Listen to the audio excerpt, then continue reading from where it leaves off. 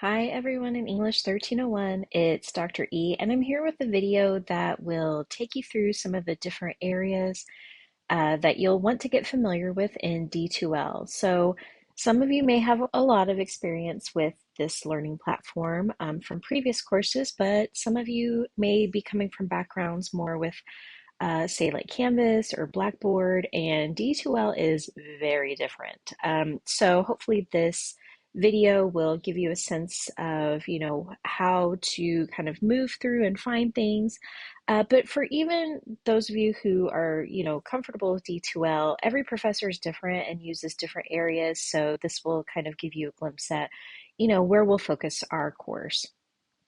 All right, so this is the main page, and this is a previous course. I wanted everything to be kind of populated so you really get a sense of how the course will look. It will be a bit more bare bones to start off our mini-mester, but this is kind of what to expect. So right here we have our link to Microsoft 365. So this is where you'll want to go for email access to your calendar. It's the same login information you'll use for anything at Lone Star, right? It's your Lone Star email address and password. Over here to the right is a section for announcements. So this is where I'll try to offer little reminders and, just some updates and things of that nature so that, when you log in, this is where you'll want to go first because of the announcements. So if you're using something like the Pulse app, the app is good. It's not great, right? The functionality is a bit more limited. But if you're away from your device and need to check on something, double check that you submitted, something like that, the app can be very helpful. But you'll want to really use, a browser and actually log into D2L for the majority of the course. So just a heads up on that. If you scroll down, there is a visual table of contents, which, I find really helpful just because, in a pinch, you have the visuals here. I'm sorry, I have a cat in the back. Hold on. Okay, took care of that. That's not an uncommon occurrence, so expect to hear or even see dogs and cats because it's a zoo. Anyhow, so this is just a nice way to kind of see, what's available in the table of contents, in a pinch and access those different things. So if you scroll back up, I want to go to kind of our most used area in the course, and that's going to be the content area. So if you click on that, a link, it will take you to just all of the details and all of the essentials for our course. So on the left-hand side, we have what are called modules. And of course, for our mini-mester, you won't see all these weeks, right? And we're just going 1 week at a time. So you'll have access to the first week. I just can't open everything at the start of a mini-mester or semester because it overwhelms me and I'm sure will overwhelm you. I will try to get some of those modules. Like typically I open modules for the week on Monday, but I'll try to do that a little bit earlier because I know especially for something as fast paced as a mini mester, you probably want to get kind of a look at things a bit ahead of time. So that's understandable. Anyhow, back to it. There is a module called Start Here, which is really helpful because it's just kind of our class in a glance. So you have these links where you can meet your instructor, the syllabus, all of this good stuff. And if you scroll down, these are essentially the links for those details and information. The next module is going to be student success. And this one is really helpful just because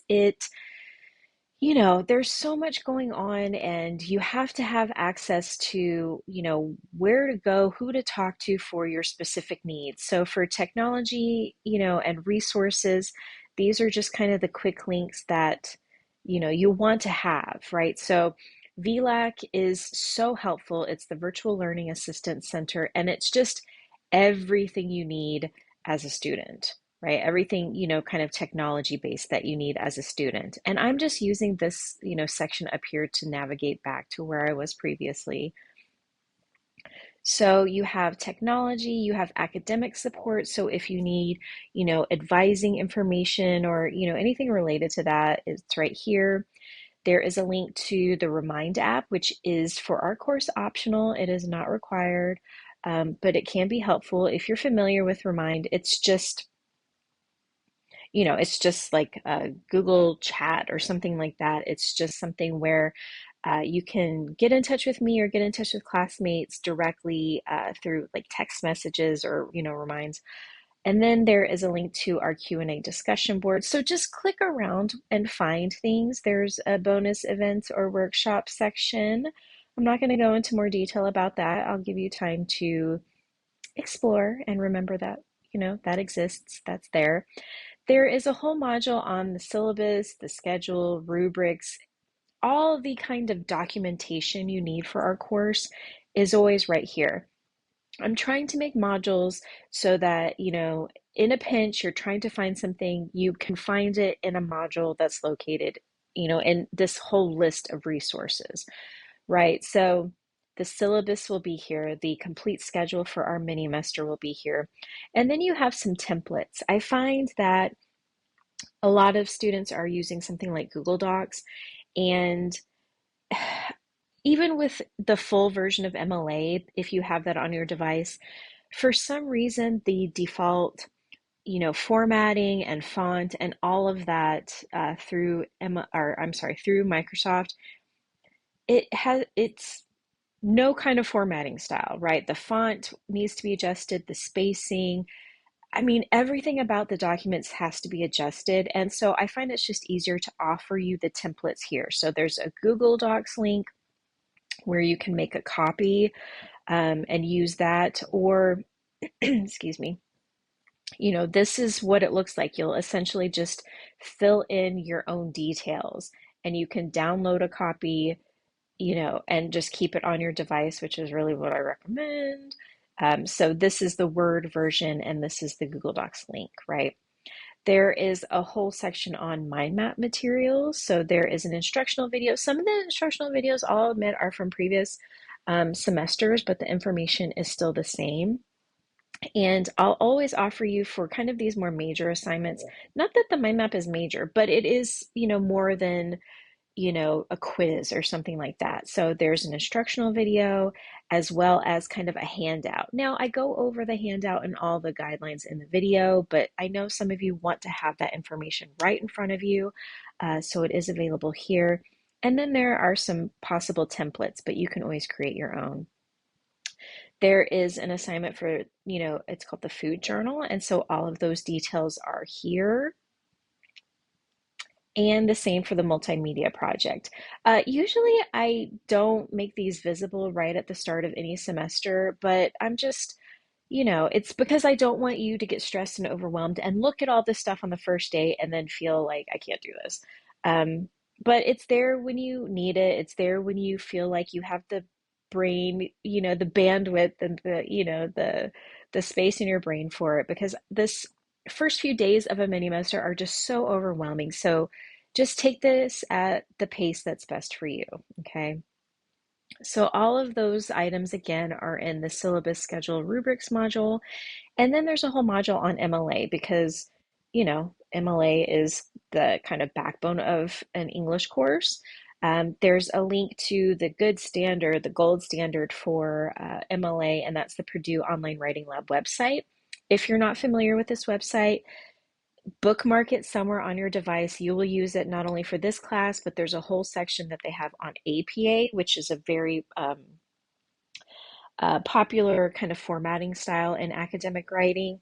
MLA is not as popular. It's basically only for English, but this is what we utilize. Instead of me asking you to buy a separate book for MLA formatting, this is what we use. There are some examples of quoting that use an article that we will work on later in the in the mini semester. There is a video where I specifically go over MLA for a course like this. You will need to watch that later in the semester. It'll be assigned. So just letting you know where to find all this stuff. There is a whole module on D2L and tech help, and that is because I need you to hear me. I am not a technology expert. In fact, don't ever assume that any professor you have is is an expert on any kind of technology. I'm really comfortable with D2L. I work with it a lot and I have for a while, but I still reach out for help. I reach out to the people who know everything about D2L or technology. So if you're having trouble with uploading a document or Microsoft Word or anything like that, I'm not the person to get in touch with because I will be sympathetic and I will want to make sure that you are getting the help you need. But the people to go to are really here, the OTS folks, the Office of Technology Services. But I've put some other links in here that will hopefully kind of prove helpful. So I find that a lot of times students are really comfortable working with Google Docs, but within that, there may be some issues with where to save documents, how to organize files, and especially the idea that you can't upload to D2L from Google Docs, right? It's one of those things where there's no extension, there's nothing like that. I will note, however, that as students at Lone Star, you do have access to, a lot of storage in OneNote, and with OneDrive, you can upload directly from OneDrive to D2L when you have to go and submit an assignment. So, just keep that in mind.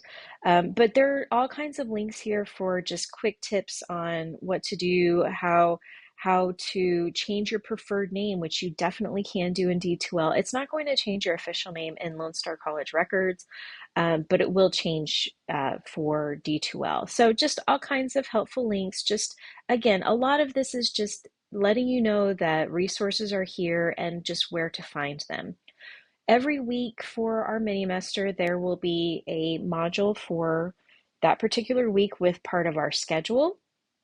And if you scroll down, I'll always have a link to the Q&A discussion board where you can ask any questions. And if you feel comfortable, you can answer one another there. There will always be 3 sections. One is to watch, which will be all the videos for that particular week, to review any documents, any items that you'll need to take some time with, in addition to any assigned readings, right? And then the things you'll need to do in the first week. So there will be links to any discussion, any assignment. Of course, you can always navigate to those different areas up at the top. So assignments, the quizzes will be here. Collaboration is where you'll find the Q&A discussion board, which is always available here. There's a student lounge, which I will not access. That's where you can exchange contact information or questions you maybe don't want to pose here. And you can post anonymously here as well. And then the weekly discussions are there at the bottom. But again, you can connect to every area in the weekly module. Quick note, I don't want you to pay any attention to this bar here or these check marks. I do find that sometimes students get confused because they'll go, well, there's a check mark next to, the weekly discussion, so I submitted it. No, I don't know why D2L does this, but it essentially just means that you've accessed that area, not that anything's been completed. And the same is going to be true for this. This only means that 3 of the 9 topics listed here have been visited. The assignments are not complete. So I wish there were a way to remove this because I find that it can be confusing. So you'll see a dot, and then when you click on something to access it, it will show a check mark. I don't know. I don't know what to tell you. Anyhow, and then you'll have some, just different ways of navigating up at the top. So if you want to find a different course, you can click on this. It's called a waffle, right? And click on a course. There are update alerts. There are subscription alerts if you want to, if you have chosen a subscription. You can access your profile and notifications and account settings here. So just take some time, especially those of you who are coming from different learning management systems, to kind of click around and take some time getting a little bit comfortable with this program, and then move on to the next video. All right, good luck this week.